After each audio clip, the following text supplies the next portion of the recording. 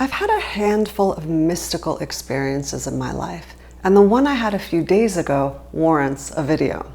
Sometimes I feel like I'm trapped in a dream within a dream, and when I wake up and experience reality, I need to share it with whoever will listen. That said, trying to describe a revelation using words can be tricky, but I'm going to do my best. Before I begin, if at any point you find that this video is helpful, then please like and subscribe so this information can reach more people who might also benefit from watching. Waking up.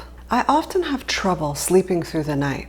My body went through 7 years of waking up every single night and surviving on very little sleep because of my special needs daughter. Even though my daughter sleeps through the night now, waking up periodically or staying up for hours at a time has become my new normal. A few nights ago, I woke up at 4:30 in the morning and I knew I wasn't going to be able to go back to sleep. For several days prior, I had been contemplating the meaning of truth off and on. I've been contemplating truth for a long time, but this time I was intentionally approaching it without effort, trusting that the answers would unfold at the right time. In the coming days, those ideas steadily began to percolate and finally became fully formed questions. What is truth? The definition of truth that has always resonated with me is that truth never changes. It's like the first few lines that summarize the entire Course in Miracles. Nothing real can be threatened. Nothing unreal exists. Herein lies the peace of God. It took me a while to finally understand what that meant.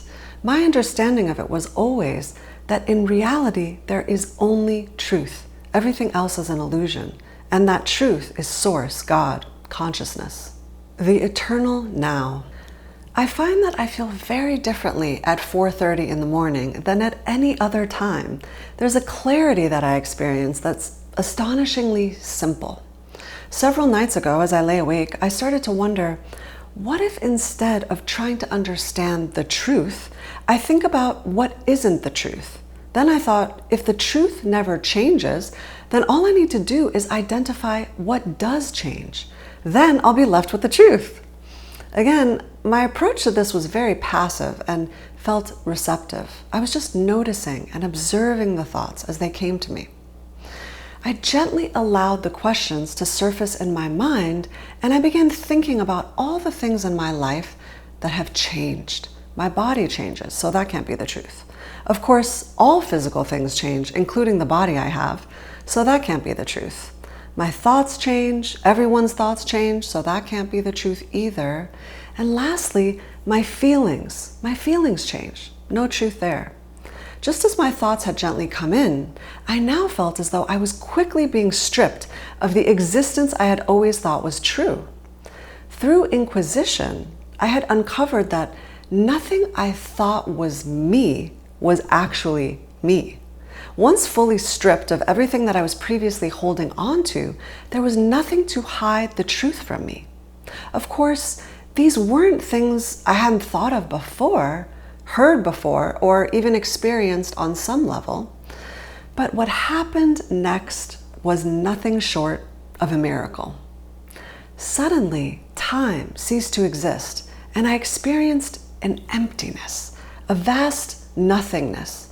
There was nothing to hold on to, nothing to cling to or do or be. I just was. There was no time, no space, no form, just nothingness. All that I was left with was awareness. I didn't have a sense of having a body or physical form of any kind. All of my thoughts were gone and I had no emotions. I was just aware. I don't know how long that experience lasted, but soon I found myself having the familiar awareness that I was me, Margot, who has a body with thoughts and feelings. It was and is a strange realization to feel that what I am is not what I thought I was. I was awake for a long time afterward, dumbfounded and yet excited because I realized that there was so much mystery everywhere. Most people get so caught up in their thoughts and their problems, their goals, and constantly needing to search for the next thing. But the mystery is all around us. I felt such reverence for that which gives everything. I also realized that I know nothing. There is so much mystery and wonder about everything to me now. How humbling it is. If you catch yourself thinking that your life is boring, dull, or routine, it's time to look within yourself and tap into who you really are. From the moment we're born, we're given a name, we're told we're this way and that way, what to do, what not to do. In truth, we're none of those things, none of them. I promise you, you're not what you think you are. And when you continue on your spiritual path and practice being, witnessing, and most importantly, letting go of everything you are not, you will finally experience what you are. I love you all so much. Until next time, remember to let go.